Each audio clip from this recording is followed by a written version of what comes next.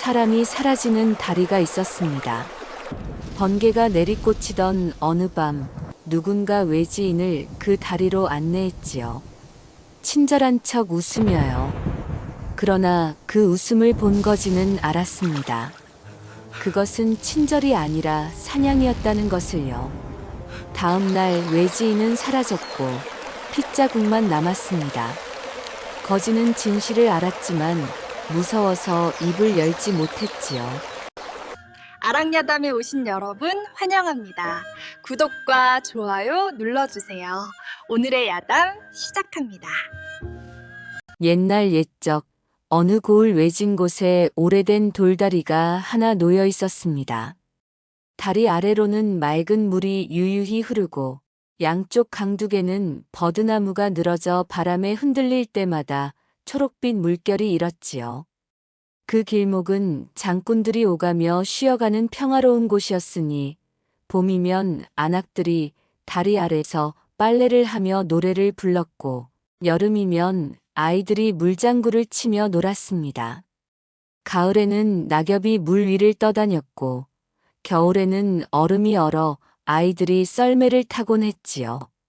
어른들은 다리 위에 서서 물고기가 헤엄치는 것을 구경하기도 했고 연인들은 달빛 아래 다리 난간에 기대어 사랑을 속삭이기도 했습니다.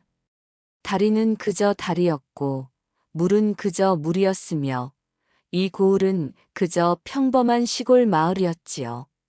그러나 그해 여름 모든 것이 달라지고 말았습니다. 하늘이 찢어지듯 번개가 내리꽂히던 어느 밤이었지요.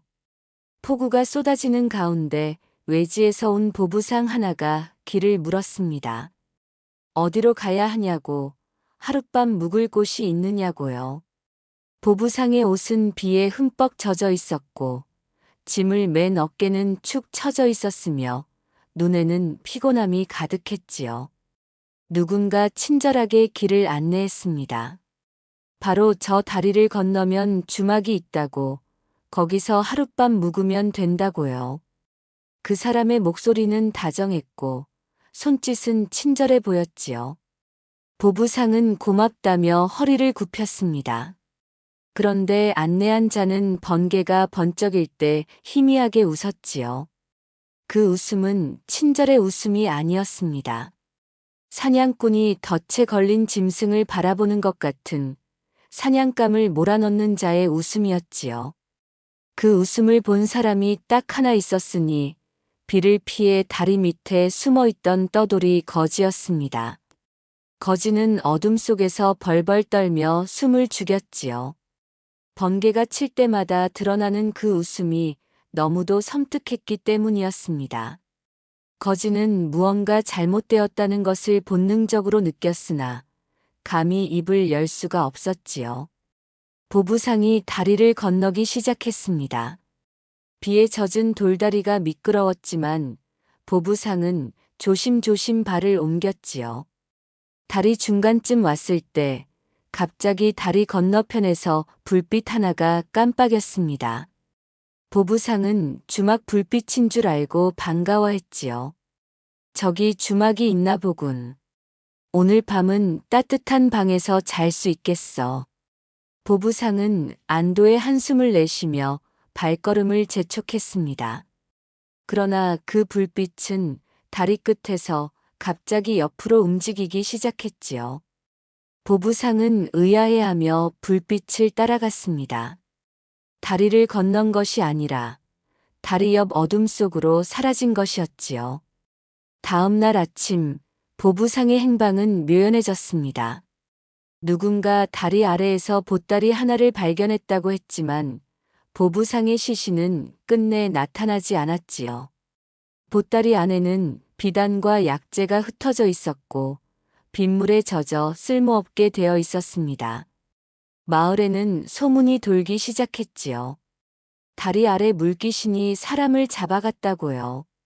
거지는 무서워서 입을 열지 못했습니다. 그러나 그날 밤 본 것을 평생 잊지 못했지요. 번개 속에서 웃던 그 얼굴, 불빛을 들고 보부상을 유인하던 그림자. 그것은 귀신이 아니었습니다.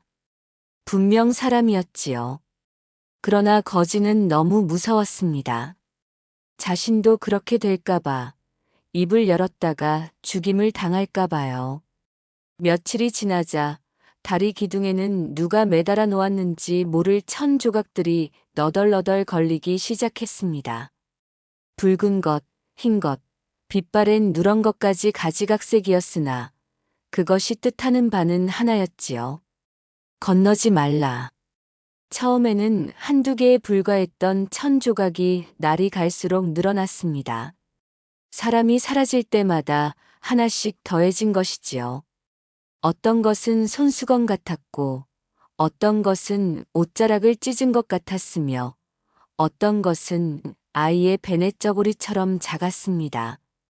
바람이 불 때마다 천 조각들이 펄럭였고, 마치 돌아오지 못한 이들의 넋이 울부짖는 것 같았지요. 그 가운데 유독 눈에 띄는 것이 있었으니 선명한 붉은 천 조각 하나였습니다. 다른 것들보다 정성껏 매듭이 지어져 있었고 바람이 불 때마다 그것만 유독 펄럭였지요. 마치 살아있는 것처럼 누군가를 부르는 것처럼요. 그것을 매단 사람은 박서방이라는 사내였습니다. 35 남짓한 나이에 얼굴은 검게 그을렸으나 눈빛은 선량했지요. 박서방은 아내가 입던 저고리 자락을 찢어 매듭을 짓고 다리 기둥에 묶으며 중얼거렸습니다. 반드시 돌아오시오. 내 여기서 기다리고 있겠소. 박서방의 손이 떨리고 있었습니다. 아내가 사라진 지 사흘째, 잠도 밥도 제대로 들지 못한 채 다리 앞을 서성이고 있었지요. 눈 밑에는 그늘이 짙게 내려앉았고 입술은 바싹 말라 있었습니다. 마을 사람들은 박서방을 말렸지요. 물귀신이 나온다고 당신까지 잡혀가면 어쩌려고 그러느냐고요. 그러나 박서방은 물러서지 않았습니다. 내 아내가 거기 어딘가에 있어. 귀신이든 뭐든 내가 찾아야 하오. 그러나 박서방은 끝내 다리를 건너지 못했습니다. 해가 지면 다리 저편에서 이상한 소리가 들렸고 불빛이 깜빡이는 것이 보였기 때문이지요. 박서방은 몸이 얼어붙는 것 같았습니다. 그 불빛은 분명 사람의 것인데 왜 이토록 섬뜩한 것인지 알 수 없었지요. 마치 저승에서 손짓하는 것 같았습니다. 그 즈음 다리 근처를 지나던 나무꾼이 이상한 것을 보았습니다. 다리 아래 물가에 핏자국이 묻은 보따리 하나와 신발 한 짝이 버려져 있었던 것이지요. 신발은 여자의 것이었습니다. 곱게 수놓은 꽃신이었는데 한 짝만 덩그러니 물가에 놓여 있었지요. 박서방 아내의 것인지는 알 수 없었으나 핏자국이 말라붙어 있는 것만은 분명했습니다. 나무꾼은 혼비백산하여 도망쳤고 그날 이후로는 낮에도 다리 근처에 얼씬하는 사람이 없어졌지요. 다리는 이제 평화로운 통로가 아니라 저승으로 가는 길목처럼 여겨졌습니다. 사라진 사람은 처음에 셋이었습니다. 첫 번째는 보부상이었지요. 비 오는 밤에 길을 물었다가 종적을 감추었습니다. 그의 보따리만 다리 아래에서 발견되었을 뿐 시신은 나타나지 않았지요. 사람들은 물살에 떠내려갔으려니 했으나 하류 어디에서도 시신은 발견되지 않았습니다. 두 번째는 젊은 선비였습니다. 과거 보러 한양으로 가는 길이었지요. 선비는 해가 저물기 전에 다리를 건너려 했으나 마침 소나기가 내려 다리 앞 정자에서 비를 피했습니다.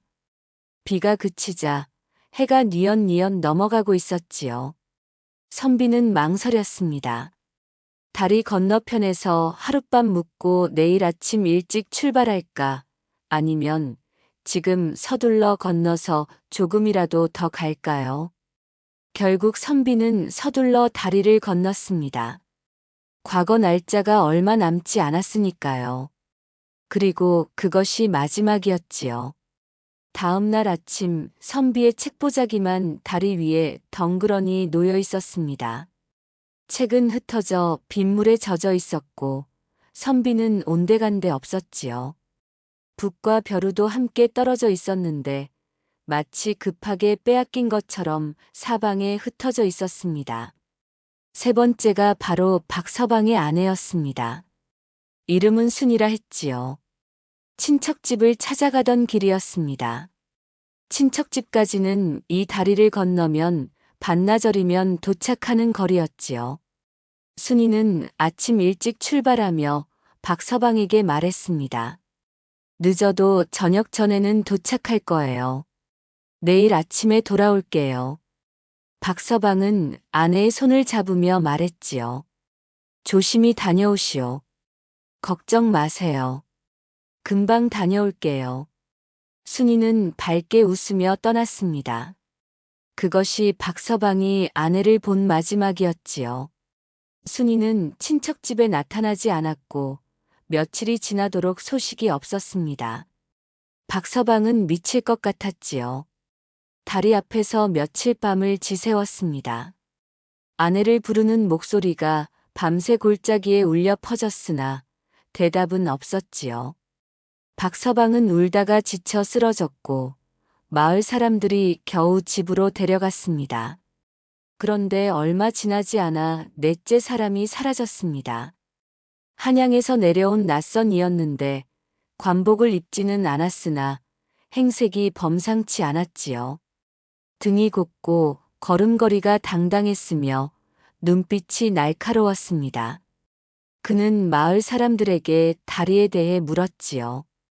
언제부터 사람이 사라지기 시작했는지, 목격자는 없는지, 시신은 발견되지 않았는지요. 마을 사람들은 겁에 질려 대답을 피했습니다. 고개를 숙이거나 다른 곳을 보거나 황급히 자리를 떴지요. 그는 혼자서 다리를 조사하기 시작했습니다. 낮에는 다리 주변을 살피고 밤에는 다리 근처에서 잠복했지요. 그러나 사흘째 되던 날 밤 그도 종적을 감추었습니다. 마을 사람들은 수군거렸지요. 귀신도 무서운 줄 모르는 자가 결국 귀신에게 잡혀갔다. 한양에서 왔다던데 혹시 관원 아니었을까? 관원이면 뭐하나. 귀신 앞에서는 다 소용없는 게야. 아무도 그가 왕이 보낸 밀사 동혁이라는 것을 알지 못했습니다. 그리고 동혁이 사라진 지 한 달 뒤 또 한 명의 밀사가 이 고을로 발을 들이게 되었지요. 해가 지면 장터의 주막에서는 어김없이 그 이야기가 흘러나왔습니다. 주막 안은 희미한 등잔불로 어스름했고 술 취한 사람들의 목소리가 웅성웅성 울렸지요. 막걸리 냄새와 안주 굽는 냄새가 뒤섞여 퍼져나갔고 사람들은 술잔을 기울이며 하루의 피로를 풀었습니다. 그러나 누군가 다리 이야기를 꺼내면 갑자기 조용해졌지요. 모두가 귀를 기울였습니다. 다리 아래에 물귀신이 산다네. 누군가 낮은 목소리로 말했습니다. 등잔불이 흔들리며 그의 얼굴에 기괴한 그림자를 드리웠지요. 100년 전에 빠져 죽은 처녀가 외로워서 지나가는 사람을 끌어당긴다더군. 특히 외지인을 좋아한다고요. 이 고을 사람은 잡아가지 않지만 외지인은 어김없이 잡아간다네. 아니요, 그게 아니라 도깨비라 하던데. 다른 사람이 끼어들었지요. 술잔을 내려놓으며 목소리를 낮추었습니다. 약초꾼 김서방이 봤다잖소. 밤에 다리 근처를 지나다가 이상한 것을 봤다고요. 사람인 듯 짐승인 듯한 것이 다리 아래서 불을 켜고 손짓하더라고요. 김서방이 혼비백산 도망쳤는데 뒤에서 웃음소리가 들렸다더군요. 낄낄낄 하는 웃음소리가. 사람들이 몸서리를 쳤지요. 그보다 더 무서운 건 말이요. 또 다른 사람이 목소리를 더욱 낮추었습니다. 한양서 온 그 사람 말이요. 조사하러 왔다가 그자도 잡혀갔다잖소. 대체 얼마나 센 귀신이길래 관원까지 잡아가는 거요? 관원도 잡아가면 우리 같은 백성은 더 조심해야지요.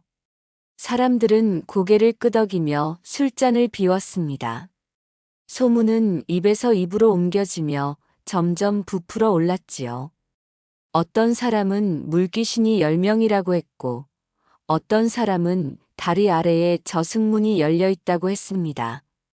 또 어떤 사람은 100년 전에 이 다리에서 처형당한 역적의 원혼이라고 했지요.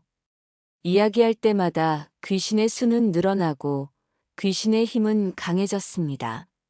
급기야 해가 지면 불을 일찍 끄고 문을 걸어 잠그는 풍습까지 생겨났지요. 아이들은 해가 지기 전에 집으로 불려 들어갔고 어른들도 밤에는 외출을 삼갔습니다. 다리 근처에는 밤이면 개 한 마리, 새 한 마리조차 얼씬하지 않았지요. 그 무렵 짐을 맨 나그네 하나가 고을에 들어섰습니다. 때가 묻은 갓의 낡은 행장, 누가 보아도 길을 오래 걸은 사람이었지요. 집시는 헤어져 발가락이 비쳤고 얼굴에는 먼지가 뒤덮여 있었습니다. 옷은 곳곳이 해지고 기운 자국이 있었으며 짐보따리도 작고 초라했지요. 그러나 그의 걸음걸이는 여느 나그네와 달랐습니다. 지친 기색 없이 고요했고 눈빛은 날카로우면서도 깊었지요. 그의 이름은 도윤이었습니다. 왕이 직접 키운 밀사였지요. 도윤은 저작거리를 한 바퀴 돌며 고을의 분위기를 살폈습니다. 사람들은 활기가 없었고 낯선 사람을 보면 경계하는 눈빛을 보냈지요. 특히 다리 방향을 가리키며 무언가 물으면 입을 꾹 다물고 고개를 저었습니다. 마치 입에 담는 것조차 불길하다는 듯이요. 도윤은 인적이 드문 골목으로 들어섰지요. 담장 뒤에 몸을 숨기고 주위에 아무도 없음을 확인한 뒤에야 품속에서 접힌 종이를 꺼내 펼쳐보았습니다. 왕의 어보가 선명하게 찍힌 밀지였지요. 백성의 억울함을 살피고 숨은 악을 드러내라. 선발대가 돌아오지 않았으니 각별히 조심하라. 도윤은 밀지를 다시 품속 깊이 넣었습니다. 선발대란 다리를 조사하러 왔다가 사라진 밀사 동역을 말하는 것이었지요. 같은 관청에서 함께 훈련받은 동료였습니다. 밤새 술을 마시며 이야기를 나누기도 했고 서로의 등을 맡기며 훈련하기도 했던 사이였지요. 언젠가 술자리에서 동혁이 말했습니다. 백성을 위해 일하다 죽는다면 후회 없겠다. 도윤은 그때 웃으며 대꾸했지요. 그런 멋진 소리는 술 깨고 나서 하게. 그 말이 현실이 되었을지도 모른다는 생각에 도윤의 가슴이 먹먹해졌습니다. 그러나 슬퍼할 시간은 없었지요. 동혁의 죽음이 헛되지 않으려면 이번에는 반드시 성공해야 했습니다. 도윤은 주막으로 발길을 돌렸습니다. 주모는 중년의 여인이었는데 눈빛이 날카로우면서도 인정이 있어 보였지요. 손님을 대하는 태도가 정중했고 말투에서 교양이 느껴졌습니다. 도윤은 주모에게 은밀히 다가가 작은 서찰 하나를 건넸지요. 닷새째 되는 밤, 다리 건너편 숲에서 연기가 피어오르면 관아에 이 서찰을 전해주시오. 연기가 없으면 그냥 태워버리시고요. 주모는 서찰을 받아들며 도윤을 찬찬히 살폈습니다. 날이 혹시 아무것도 묻지 마시오. 그냥 부탁만 들어주시면 돼요. 주모는 한참을 망설이다가 고개를 끄덕였지요. 알겠습니다. 연기가 오르면 관아에 전하겠습니다. 고맙소. 도윤은 주모에게 깊이 고개를 숙였지요. 그리고 다리 앞으로 발걸음을 옮겼습니다. 등 뒤에서 주모가 걱정스러운 눈으로 도윤을 바라보고 있었지만 도윤은 뒤돌아보지 않았지요. 도윤은 다리 앞에서 지나가는 사람을 붙잡고 일부러 큰 소리로 물었습니다. 이 다리 왜 이렇게 한산합니까? 해가 아직 중천인데 건너는 사람이 하나도 없구려. 그러자 붙잡힌 사람의 얼굴이 하얗게 질렸습니다. 50은 넘어 보이는 농부였는데 황급히 손사래를 치며 주위를 살피는 모습이 영 수상했지요. 농부의 눈은 이리저리 두리번거렸고 목소리는 떨리고 있었습니다. 나리, 제발 소리 낮추시오. 여기서 그런 말씀하시면 안 됩니다. 왜요? 귀신이라도 나온다는 겁니까? 도윤이 더 큰 소리로 물었습니다. 농부는 거의 울상이 되었지요. 그러니까 소리 좀 낮추시라니까요.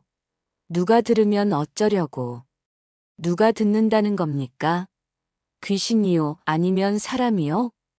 농부는 대답하지 못하고 입만 벙긋거렸습니다. 그리고 갑자기 도윤의 손을 뿌리치고 달아나 버렸지요. 뒤도 돌아보지 않고 마치 귀신에게 쫓기듯이요. 도윤은 고개를 갸웃했습니다. 귀신이 무서운 것이라면 굳이 소리를 낮출 이유가 없었지요. 귀신은 큰 소리를 듣고 달려오지 않습니다. 무서워서 소리를 낮추라고 한다면 그것은 사람이 듣는 것을 두려워하는 것이었지요. 그때 도윤은 등 뒤에서 시선을 느꼈습니다. 고개를 돌리자 저만치서 누군가 황급히 몸을 숨기는 것이 보였지요. 나무 뒤로 사라진 그림자는 평범한 마을 사람의 움직임이 아니었습니다. 몸놀림이 빠르고 날렵했으며 마치 훈련받은 사람처럼 보였지요. 누군가 자신을 감시하고 있었습니다. 도윤은 본 척하지 않고 다시 걷기 시작했지요. 휘파람을 불며 한가로이 다리 주변을 거닐었습니다. 그러나 속으로는 확신했지요. 무서운 것은 귀신이 아니라 사람이었습니다. 그리고 그 사람들은 벌써 자신을 주시하기 시작했지요. 해가 기울기 시작할 무렵 백발이 성성한 노파가 도윤의 옷자락을 붙잡았습니다. 노파의 손이 파르르 떨리고 있었지요. 날이 해지면 절대 건너지 마시오. 노파의 목소리는 간절했습니다. 눈가에 주름이 깊이 패여 있었고 눈 속에는 진심 어린 걱정이 담겨 있었지요. 도윤은 걸음을 멈추고 노파를 바라보았습니다. 왜 그렇습니까, 할머님? 다리 아래 물귀신이 산다네. 젊은 사람일수록 더 좋아한다더이다. 나리처럼 젊고 건장한 사람은 더욱 위험해요. 노파는 도윤의 소매를 꼭 붙잡으며 말을 이었지요. 내 손자도 나리 또래였는디 석 달 전에 밤에 다리를 건너다가 그만. 노파의 눈에 눈물이 맺혔습니다. 도윤은 마음이 무거워졌지요. 진심으로 자신을 걱정하고 있었습니다. 물귀신이라. 도윤은 고개를 끄덕이며 귀를 기울이는 척했지요. 그 물귀신은 언제부터 나타났습니까? 글쎄요, 한 서너 달 됐나. 아니, 그보다 더 됐을 수도 있고요. 처음에는 외지에서 온 보부상이 하나 사라졌는데 그 뒤로 자꾸 사람이 없어지는 거요. 이 고을 사람은 안 잡아갑니까? 그건 모르겠소만 지금까지 잡혀간 사람은 다 외지인이었소. 그래서 우리 고을 사람들은 해만 지면 다리 근처에 얼씬도 안 하지요. 도윤은 고개를 끄덕이며 고맙다는 인사를 건넸습니다. 할머님 덕분에 목숨을 건졌습니다. 해지기 전에 다른 길로 돌아가겠습니다. 도윤의 눈이 차갑게 가라앉았습니다. 100년 묵은 물귀신이 외지인만 골라서 잡아간다는 것은 앞뒤가 맞지 않았지요. 귀신이 사람의 본적을 어떻게 알겠습니까? 게다가 조사하러 온 동역까지 사라졌다는 것은 누군가 일부러 흔적을 지우고 있다는 뜻이었습니다. 이것은 사람의 소행이었지요. 그것도 아주 조직적인. 도윤은 다시 한번 주위를 둘러보았습니다. 아까 자신을 미행하던 자의 모습은 보이지 않았으나 어딘가에서 지켜보고 있다는 느낌은 사라지지 않았지요. 해가 중천에 떠 있을 때 도윤은 천천히 다리를 건넜습니다. 돌다리는 튼튼했지요. 커다란 돌들이 반듯하게 깔려 있었고 난간도 든든하게 세워져 있었습니다. 다리 위에 선이 시원한 바람이 불어왔고 물 아래로는 물고기들이 유유히 헤엄치는 것이 보였지요. 물살은 잔잔했으며 햇빛에 반짝이는 물결이 아름다웠습니다. 사람이 사라질 만한 구석은 어디에도 없었지요. 도윤은 다리 아래를 들여다보았습니다. 나무꾼이 말했던 핏자국은 이미 지워져 있었지요. 보따리도 신발도 보이지 않았습니다. 누군가 일부러 청소한 것이 분명했습니다. 도윤은 다리 양쪽 끝을 찬찬히 살폈지요. 동쪽 끝, 서쪽 끝, 난간 아래, 돌 틈새까지요. 무릎을 꿇고 돌 사이를 살피기도 했고 난간 아래를 들여다보기도 했습니다. 그리고 마침내 눈이 한 곳에 멈추었지요. 다리 동쪽 끝, 무성한 갈대 사이로 풀이 눌린 자국이 희미하게 나 있었습니다. 사람의 발자국이었지요. 그것도 한두 사람이 아니라 여럿이 오간 흔적이었습니다. 풀이 한 방향으로 눌려 있는 것을 보니 다리에서 숲속으로 들어가는 길인 듯 했지요. 도윤은 갈대 사이를 가만히 들여다보았습니다. 그 길은 일반적인 오솔길이 아니었지요. 숨기려 한 듯 일부러 갈대로 덮어놓은 것 같았습니다. 자연스럽게 갈대가 자란 것이 아니라 누군가 갈대를 꺾어다 덮어놓은 것이었지요. 바로 그때 갈대 사이에서 무언가 번쩍이는 것이 보였습니다. 도윤은 본 척하지 않고 태연히 발길을 돌렸지요. 어깨를 늘어뜨리고 지친 나그네처럼 느릿느릿 걸었지요. 그러나 속으로는 확신했습니다. 누군가 갈대 사이에 숨어서 자신을 지켜보고 있었지요. 그리고 그자는 칼을 들고 있었습니다.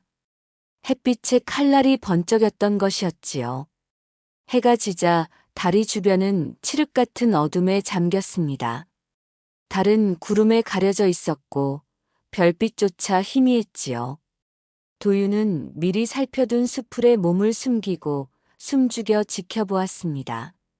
풀벌레 소리만 귀를 채웠고 가끔 부엉이 울음소리가 어둠을 가르곤 했지요. 차가운 밤바람이 불어왔고 도윤은 옷깃을 여몄습니다. 얼마나 지났을까요? 다리 건너편 숲 어귀에서 희미한 불빛 하나가 피어올랐습니다. 처음에는 반딧불인가 싶었지요. 그러나 불빛은 점점 커지더니 천천히 좌우로 흔들리기 시작했습니다. 마치 누군가를 부르는 듯 이리 오라고 손짓하는 듯 보였지요. 규칙적으로 일정한 리듬으로 흔들리는 것이 분명히 사람이 들고 있는 등불이었습니다. 저게 바로 도깨비불이라던 것인가. 도윤은 속으로 중얼거렸지요. 그러나 그것이 도깨비불이 아니라는 것은 이미 알고 있었습니다. 도깨비불은 저렇게 규칙적으로 흔들리지 않지요. 저것은 사람이 들고 있는 등불이었습니다. 그때 다리 위로 한 사람이 나타났습니다. 짐을 맨 행상인이었지요. 아마 어둠이 내리기 전에 다리를 건너려다 늦어진 모양이었습니다. 행상인은 허둥지둥 다리 위를 걸었고 불안한 눈으로 주위를 살폈지요. 행상인은 불빛을 보더니 반가운 표정으로 그쪽을 향해 걸어가기 시작했습니다. 저기 사람 있소? 하룻밤 묵을 곳을 찾는데. 도윤은 뛰쳐나가고 싶었으나 참았습니다. 아직은 증거가 필요했지요. 섣불리 나섰다가 자신까지 잡히면 모든 것이 수포로 돌아갑니다. 도윤은 손톱이 손바닥에 박히도록 주먹을 쥐었지요. 도윤은 이를 악물고 그 광경을 지켜볼 수밖에 없었습니다. 행상인이 불빛 쪽으로 걸어갔지요.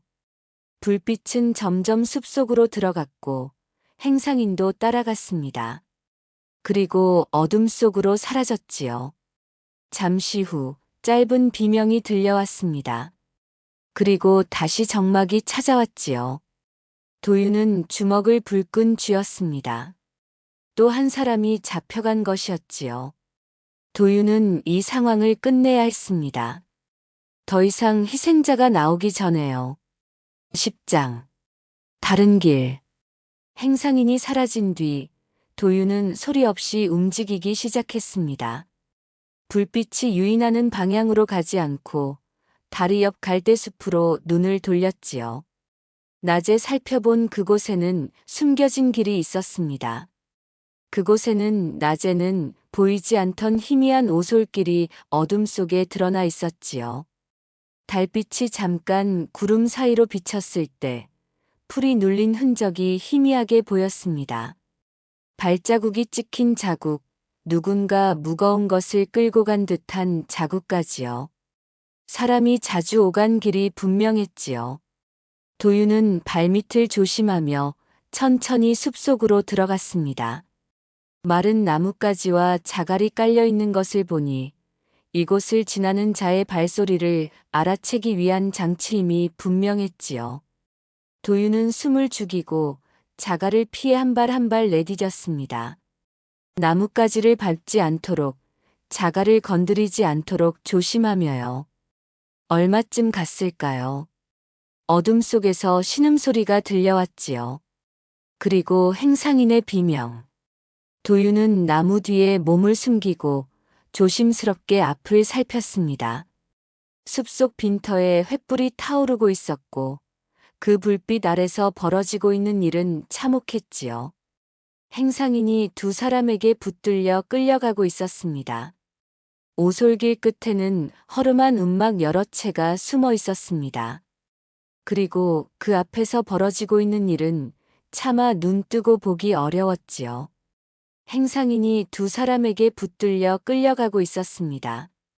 입에는 재갈이 물려 있었고 팔은 뒤로 꺾여 있었지요. 행상인의 눈은 공포로 휘둥그레졌고 온몸이 떨리고 있었습니다. 행상인의 짐은 이미 풀어 헤쳐져 있었고 감나가 보이는 물건들은 따로 챙겨지고 있었지요. 도윤이 조심스레 움막 틈 사이로 안을 들여다보자 더욱 처참한 광경이 눈에 들어왔습니다. 쇠사슬에 발목이 묶인 사람들이 여러 쓰러져 있었지요. 손바닥은 피가 마를 날이 없는 듯 갈라져 있었고 발목에는 쇠사슬 자국이 고름이 되어 흘러내리고 있었습니다. 얼굴들은 수척하게 말라 있었고 눈에는 빛이 없었지요. 그 가운데 한 안악이 품에 무언가를 꼭 쥐고 있었습니다. 도윤의 눈이 크게 떠졌지요.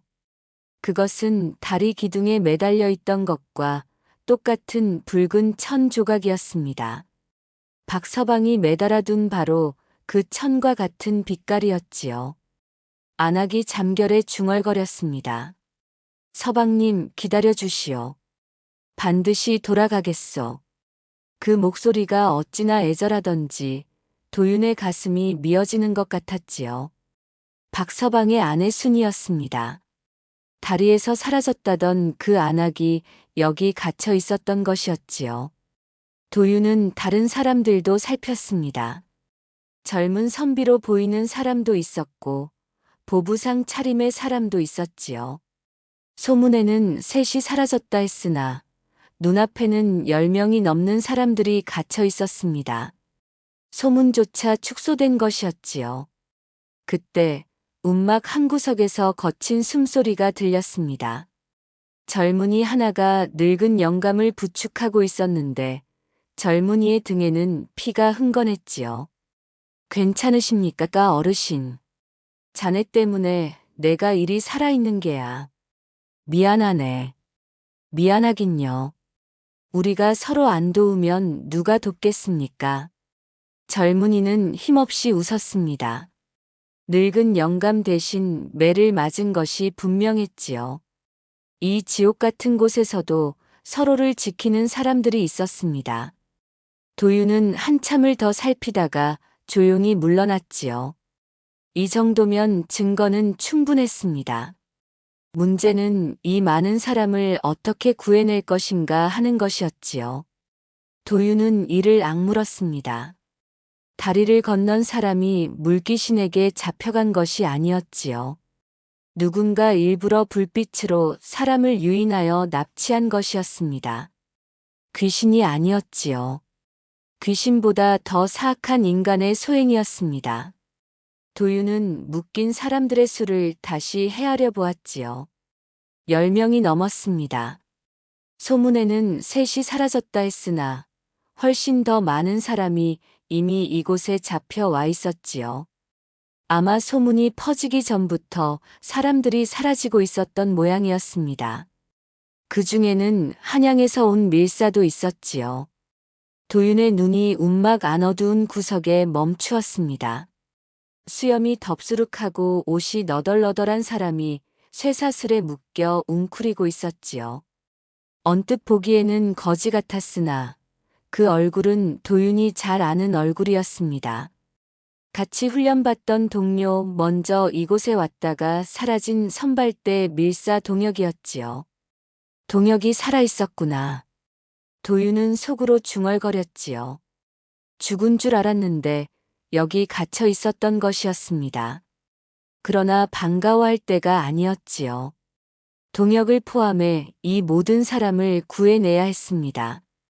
그때 움막 한 구석에서 다시 신음소리가 들렸지요. 젊은이가 다른 이를 감싸고 있었고 그 등에는 피가 흥건했습니다.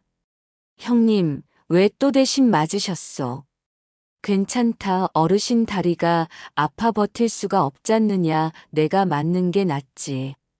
도윤의 주먹이 저도 모르게 불끈 쥐어졌습니다. 이 사람들은 서로를 지키고 있었지요. 지옥 같은 곳에서도 인간다움을 잃지 않고 있었습니다. 도윤은 반드시 이들을 구해내겠다고 다짐했지요. 다음 날 도윤은 오솔길이 이어지는 곳을 따라갔습니다. 숲을 빠져나오자 넓은 토지가 펼쳐졌고 그 한가운데에는 번듯한 기와집이 버티고 서 있었지요. 담장은 높았고 대문은 위엄 있었습니다. 평범한 농가가 아니라 부자의 집이 분명했지요. 길가의 농부에게 살짝 물으니 그곳은 고을 좌수 조영감의 사가라 했습니다. 농부의 얼굴에는 두려움이 서려 있었지요. 조 좌수라, 어떤 분이신가? 본래는 가난한 집안 출신이라 하던데 10년 전쯤 갑자기 부자가 되었다오. 농부는 주위를 살피며 목소리를 낮추었지요. 어떻게 그리 됐는지는 아무도 몰라요. 다들 무서워서 묻지도 못하지요. 조 좌수 밑에서 일하는 사람들도 많은데 다들 입을 꾹 다물고 있으니까요. 밑에서 일하는 사람들이 많다고요? 예, 농사철이면 수십 명이 밭에 나와 일하는데 이상한 건 그 사람들이 다 외지인이라는 거요. 이 고을 사람은 한 명도 없지요. 도윤은 속으로 고개를 끄덕였습니다. 외지인만 골라 잡아가는 이유, 귀신 소문을 퍼뜨리는 이유, 조사하러 온 동혁까지 처리한 이유. 모든 것이 연결되었지요. 조 좌수는 10년 전부터 이 짓을 해온 것이었습니다. 외지인을 잡아다가 자신의 땅에서 노예처럼 부리고 귀신 소문을 퍼뜨려 아무도 다리 근처에 오지 못하게 한 것이지요. 도윤은 며칠을 더 지켜보았습니다. 낮에는 평범한 나그네처럼 장터를 돌아다녔고 밤에는 숲에 숨어 움막 근처를 살폈지요. 묶여 온 사람들은 조 좌수의 땅에서 새벽부터 해 진녘까지 억지로 일을 해야 했습니다. 밭을 갈고 돌을 나르고 산에서 광석을 캐내는 것이었지요. 해가 뜨기 전에 끌려나가서 해가 진 후에야 움막으로 돌아왔습니다. 품삯은커녕 밥 한 끼도 제대로 받지 못했지요. 한 번은 다리를 절던 노인이 돌을 나르다 쓰러졌습니다. 감시하던 자가 몽둥이를 들어 올리려는 순간 붉은 천을 품에 안은 안악순이가 노인 앞을 막아섰지요. 이 어르신 대신 내가 일하겠소. 때리지 마시오. 감시자는 코웃음을 쳤으나 순이는 물러서지 않았지요. 눈빛이 단호했습니다. 결국 순이가 노인의 목까지 돌을 나르기 시작했지요. 그 모습을 보며 도윤은 마음이 무거워졌습니다. 저 안악은 다리에서 남편이 기다리고 있다는 것을 알고 있을 것이었지요.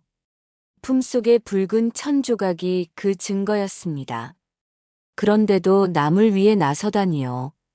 극한의 상황에서도 인간다움을 잃지 않는 모습이 가슴을 울렸지요. 그때 젊은이가 감시자에게 물을 가져다 주는 척하며 허리춤에 찬 열쇠를 힐끗 살폈습니다. 눈치채지 못하게 아주 잠깐이었지요.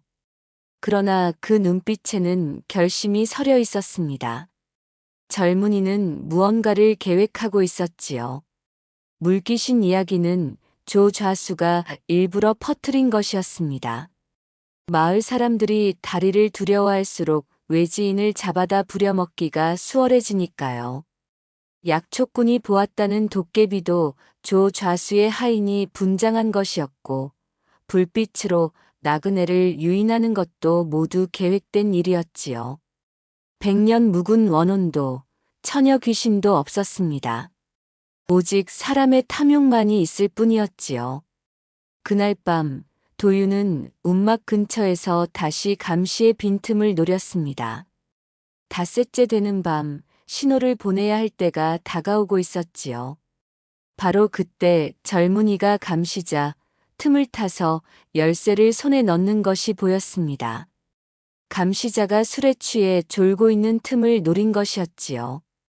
감시자의 허리춤에서 조심스럽게 열쇠를 빼내어 바짓단 안쪽에 숨기고 태연히 자리로 돌아갔습니다.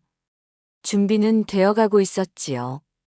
도윤은 마음속으로 계획을 정리했습니다. 오늘 밤 움막 안으로 들어가 갇힌 사람들에게 희망을 전하고 함께 탈출할 계획을 세워야 했지요. 도윤은 그날 밤 움막 안으로 잠입을 시도했습니다. 갇힌 사람들에게 희망을 전하고 함께 탈출할 계획을 세우려 했지요. 그러나 숲속을 지나는 순간 발밑에서 자갈이 흘러내리며 소리가 났습니다. 바닥에 깔아둔 경계용 자갈이었지요. 달빛도 없는 어둠 속에서 그 작은 소리가 크게 울렸습니다. 거기 누구냐? 횃불이 켜졌고 고함 소리가 터져 나왔지요. 도윤은 몸을 돌려 달리기 시작했습니다. 뒤에서 발소리가 쫓아왔고 이윽고 화살이 날아들었지요. 쓱 화살 하나가 도윤의 어깨를 스치며 지나갔습니다. 피가 스며 나왔으나 도윤은 이를 악물고 숲속으로 뛰었지요. 나뭇가지가 얼굴을 핥히고 돌부리에 발이 걸렸으나 멈출 수 없었습니다. 놓치지 마라. 잡아. 뒤에서 고함 소리가 점점 가까워졌지요. 횃불빛이 숲 사이로 어른거렸습니다. 추격자가 한둘이 아니었지요. 최소 대여섯 명은 되어 보였습니다. 얼마나 달렸을까요? 갑자기 앞이 탁 트이며 절벽이 나타났습니다. 아래는 깊은 물이 흐르고 있었지요. 뒤에서 횃불이 점점 가까워졌습니다. 도윤은 망설이지 않았지요. 몸을 날려 물속으로 뛰어들었습니다. 차가운 물이 온몸을 감쌌지요. 어둠과 물속에서 위아래가 분간되지 않았습니다. 도윤은 숨을 참으며 물살에 몸을 맡겼지요. 위에서 횃불빛이 어른거렸으나 어둠 속에서 도윤을 찾지는 못했습니다. 시체라도 찾아. 살았든 죽었든 확인해야 해. 조 좌수의 목소리가 울려 퍼졌지요. 도윤은 물속에서 하류로 떠내려가며 간신히 바위 뒤에 몸을 숨겼습니다. 수색대가 강가를 오르내리며 횃불을 비췄지요. 도윤은 숨을 죽이고 바위 틈에 몸을 웅크렸습니다. 심장이 터질 것 같았지만 조금이라도 움직이면 발각될 것이었지요. 차가운 물이 온몸을 적셨고 이빨이 덜덜 떨렸지만 소리를 내서는 안 되었습니다. 얼마나 지났을까요? 마침내 수색대가 물러갔습니다. 아무래도 빠져 죽은 모양이요. 시체가 떠오르면 치우고 안 떠오르면 그만이지. 발소리가 멀어졌지요. 도윤은 한참을 더 기다린 뒤에야 기어서 물가로 올라왔습니다. 어깨에서는 피가 흘렀고 온몸은 젖어 얼어붙을 것만 같았지요. 그때 어둠 속에서 누군가 다가왔습니다. 도윤은 본능적으로 몸을 움츠렸지요. 왕명을 받은 자인가. 낮고 거친 목소리였습니다. 도윤이 고개를 들자 수염이 덥수룩하고 옷이 너덜너덜한 사람이 서 있었지요. 동혁? 도윤, 자네였구나. 동혁이었습니다. 움막에서 쇠사슬에 묶여있던 바로 그 동료였지요. 혼자서는 저들을 상대할 수 없어서 기회를 노리고 있었지. 자네가 온 것을 알고 지켜보고 있었어. 도윤의 눈이 커졌습니다. 죽은 줄 알았던 동료가 살아있었던 것이지요. 어떻게 빠져나왔나? 쇠사슬 자물쇠가 녹슬어서 억지로 부러뜨렸네. 그러나 혼자서는 저들을 상대할 수 없었지. 두 밀사는 서로를 바라보았습니다. 이제 혼자가 아니었지요. 바로 그때 수풀을 헤치며 또 한 사람이 나타났습니다. 붉은 천을 품에 안은 안학순이었지요. 아까 소란통에 감시자들이 움막을 비웠어요. 틈을 타서 빠져나왔습니다. 순이는 품에서 녹슨 열쇠를 꺼내 보였지요. 젊은이가 감시자에게서 빼돌린 거예요. 이걸로 쇠사슬을 풀 수 있어요. 순이는 품속의 붉은 천 조각을 만지며 말했습니다. 이 천은 서방님이 저를 기다리는 마음이에요. 저도 누군가를 도와야 해요. 혼자 살아서 무엇하겠어요. 도윤은 열쇠를 쥐고 두 사람과 함께 움막으로 돌아갔습니다. 상처가 쓰라렸으나 멈출 수 없었지요. 움막 안에서 젊은이가 기다리고 있었습니다. 드디어 오셨구려. 우리도 가만히 당하고만 있을 순 없지요. 도윤은 열쇠로 쇠사슬을 하나씩 풀기 시작했습니다. 쇠사슬이 풀릴 때마다 사람들의 눈에 빛이 돌아왔지요. 절망에 잠겨있던 얼굴에 희망이 피어났습니다. 어떤 이는 눈물을 흘렸고 어떤 이는 손을 모아 감사를 표했지요. 그때 움막 문이 벌컥 열렸습니다. 감시자 한 명이 돌아온 것이었지요. 이놈들이. 감시자가 몽둥이를 들고 달려들었습니다. 젊은이가 맨몸으로 맞섰지요. 주먹이 오가고 젊은이가 밀렸습니다. 감시자의 몽둥이가 내려찍히려는 순간 늙은 영감이 풀린 쇠사슬을 휘둘러 감시자의 발목을 감아 넘어뜨렸지요. 내가 자네한테 빚진 게 있어. 젊은이가 영감을 지켜주었듯 이번에는 영감이 젊은이를 지켜준 것이었지요. 서로를 지키는 마음이 그들을 강하게 만들었습니다. 마침 그때 멀리서 말발굽 소리가 들려왔지요. 도윤이 피워 올린 연기 신호를 본 주무가 서찰을 전한 것이었습니다. 관아의 포졸들이 달려오고 있었지요. 그리고 포졸들 틈에 낯익은 얼굴이 하나 더 있었습니다. 떠돌이 거지였지요. 거지는 포졸에게 끌려온 것이 아니라 스스로 찾아온 것이었습니다. 소인이 증언하겠사옵니다. 그날 밤 분명히 보았사옵니다. 거지의 목소리가 떨리고 있었지요. 그러나 눈빛은 단호했습니다. 오랫동안 두려움에 갇혀있던 거지가 마침내 용기를 낸 것이었지요.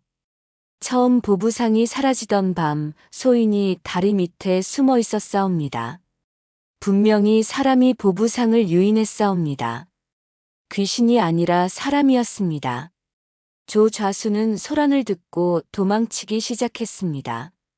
그런데 도망치면서 순이의 팔을 붙잡았지요. 한 발짝만 더 오면 인연을 물에 던진다. 조 좌수는 순이를 끌고 다리 위로 올라갔습니다. 포졸들이 다가오자 칼을 빼들었지요. 달빛이 칼날에 반사되어 번쩍였습니다. 도윤이 천천히 다리 위로 걸어 올라갔지요. 놓아라. 더 이상 도망칠 곳은 없다. 내 놈이 뭔데? 한 발짝만 더 오면 인연 목을 친다. 조 좌수가 칼을 휘둘렀지요. 도윤이 몸을 피했으나 완전히 피하지 못했습니다. 칼날이 도윤의 옆구리를 스치며 피가 튀었지요. 도윤이 비틀거렸습니다. 조 좌수가 그 틈을 놓치지 않고 다시 칼을 들어 올렸지요. 바로 그 순간 순이가 품에서 붉은 천 조각을 꺼내 조 좌수의 눈을 힘껏 가렸습니다. 조 좌수가 비틀거렸지요. 도윤이 그 틈을 놓치지 않고 조 좌수를 밀어냈습니다. 조 좌수는 난간을 넘어 허공으로 몸이 기울었지요. 그런데 떨어지면서 도윤의 옷자락을 붙잡았습니다. 도윤의 몸도 함께 끌려갔지요. 안 돼. 순이가 도윤의 손을 움켜잡았습니다. 동혁이 달려와 함께 도윤을 붙들었지요.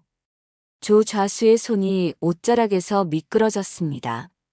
비명을 지르며 조 좌수가 물속으로 떨어졌지요. 그가 그토록 무섭다고 소문을 퍼뜨렸던 그 물속으로. 물보라가 한 번 크게 일었고 그 뒤로 아무것도 떠오르지 않았습니다. 사람들이 숨을 죽이고 물을 바라보았지요.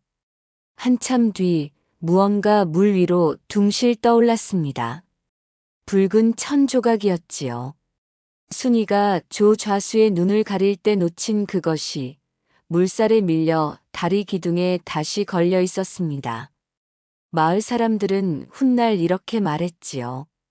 물귀신이 마침내 진짜 악인을 데려갔다고요. 며칠 뒤 마을 사람들은 다리 기둥에 걸린 천 조각들을 모두 걷어냈습니다. 더 이상 공포의 표식이 필요 없었으니까요. 그러나 붉은 천 조각 하나만은 그대로 두었지요.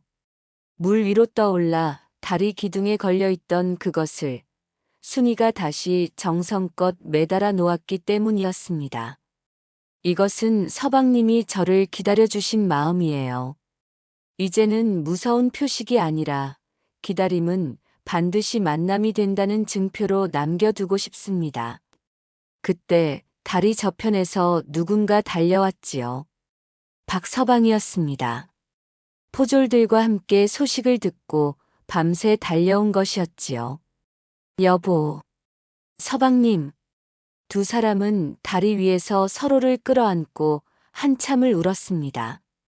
박서방이 매달아둔 붉은 천이 바람에 펄럭이며 두 사람을 축복하는 듯 했지요. 오랜 기다림이 마침내 만남이 된 것이었습니다. 사람들은 고개를 끄덕였고 다리에 새 이름을 붙였지요. 귀환교. 돌아온다는 뜻이었습니다. 더 이상 사라지는 사람이 없으리라는 다짐이기도 했지요. 거지가 도윤에게 다가와 허리를 굽혔습니다. 그날 밤 본 것을 진작 말했어야 했는데 무서워서 입을 열지 못했습니다. 죄송합니다. 아니요. 결국 용기를 냈지 않았소. 그것이 중요한 거요. 도윤은 거지의 어깨를 토닥였지요. 젊은이도 다가와 허리를 굽혔습니다. 이름이라도 알려주시오. 은인의 이름을 모르고는 살 수가 없소. 도윤은 고개를 저었지요. 이름은 필요 없소. 다만 한 가지만 기억해 주시오. 도윤은 다리 위에 모인 사람들을 둘러보며 말했습니다. 가장 무서운 것은 귀신이 아니라 사람의 탐욕이고 가장 강한 것 또한 귀신이 아니라 서로를 지키려는 사람의 마음이라는 것을요. 동혁이 도윤의 어깨를 두드렸지요. 같이 가지. 아직 할 일이 많으니까. 두 밀사는 나란히 먼 길을 떠났습니다. 등 뒤로 아침 햇살이 물들었고 귀환교 위로는 오랜만에 사람들의 웃음소리가 울려 퍼졌지요. 붉은 천 조각이 바람에 펄럭였습니다.